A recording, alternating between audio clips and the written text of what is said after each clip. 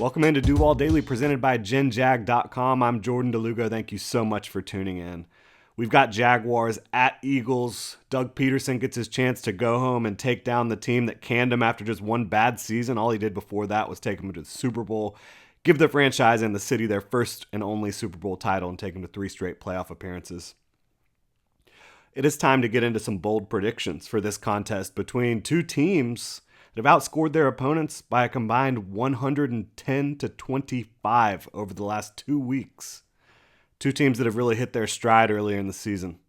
We're going to get into some bold predictions. Hit me up on Twitter at Jordan DeLugo, Generation Jaguar at Generation Jag. Make sure to hit that like and subscribe button on YouTube.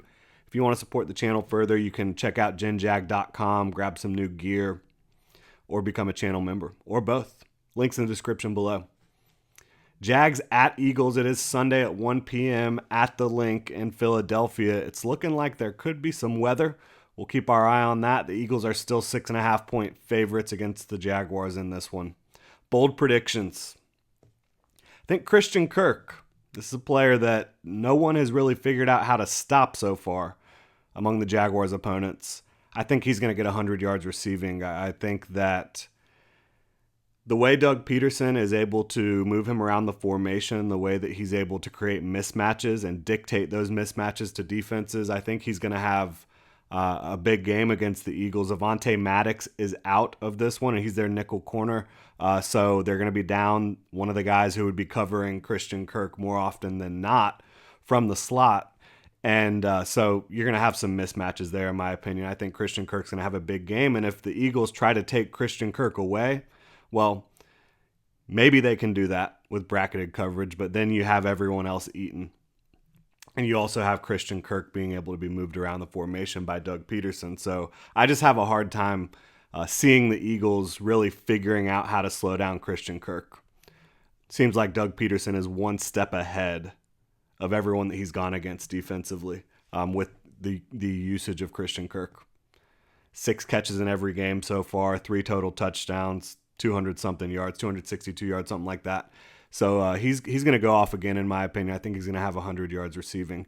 I do think Trevor Lawrence is going to throw a pick in this game.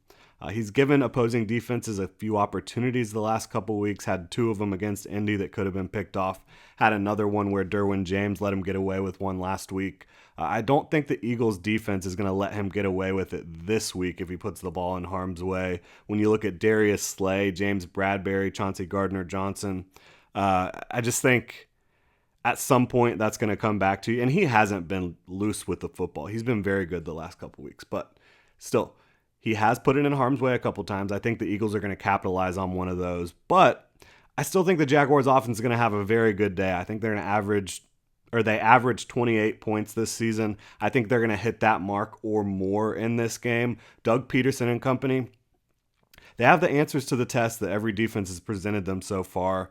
And the Eagles defense, they have talent up front. They also have talent on the back end. There's no denying that. They have very, very good football players.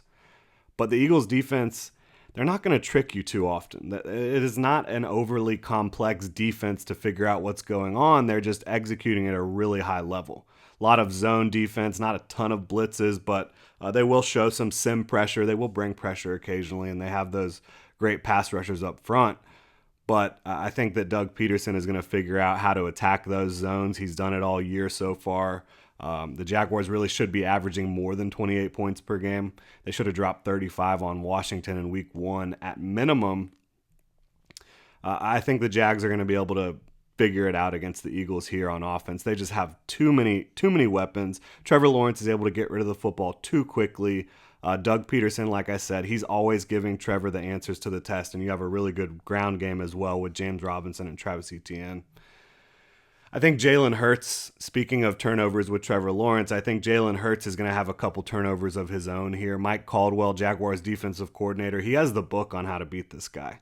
Was with the Buccaneers the last couple years when they've taken down Jalen Hurts and really put him in a bind defensively.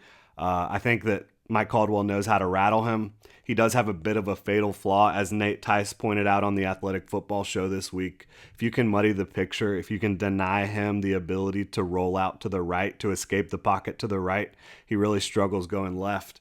And if you can do that, if you can control the line of scrimmage, control the point of attack, I think you have a good chance to get Jalen Hurts into some bad situations, some unfavorable situations. I think he's going to have 2 turnovers in this one after being incredibly clean so far in the season.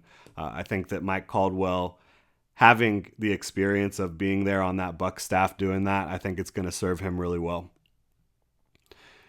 I think the Jaguars, finally, this is my last bold prediction here. I think the Jaguars are going to win by 10 plus points in this game. And I know people are going to call me crazy, whatever, it doesn't matter. When I look at this matchup, I see a coaching staff with Doug Peterson and what he's got going on with Mike Caldwell, Press Taylor. I see a coaching staff that has had answers in every single game. Coaching did not lose the week 1 game to Washington. It was execution that lost that game. The plays were there to be made. The players just didn't quite make them. So that could be a concern in this one. Just if the Jaguars players do not execute the plays that Doug Peterson gives them, sure, you could be looking at a game where maybe the Jaguars aren't able to get the job done. But the last 2 weeks and most of week 1, the Jaguars offense has executed. The Jaguars defense has executed. And I think that they're going to be able to do that again against a really talented Philly team, but a team that is not going to confuse you too much. They're not going to run too many games up front defensively. They will vary up their zone looks against you, but again, nothing crazy, nothing too hard to figure out there. They just execute at a high level. I think Doug Peterson is going to give his players the opportunity, if they execute, to beat this Philly team.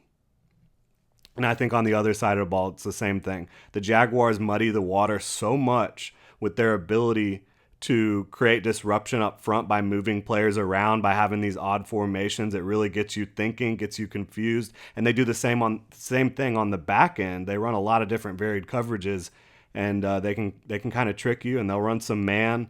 They'll run some zone. I think that the Jaguars outcoached the Eagles in this one, and nothing against Nick Sirianni, Shane Steichen, Jonathan Gannon. I just don't think that they're doing anything that's going to confuse Doug Peterson and this team at this point. So I've got the Jaguars winning by 10 plus points in this one. I know that is a bold prediction, but that's why we are here for bold predictions.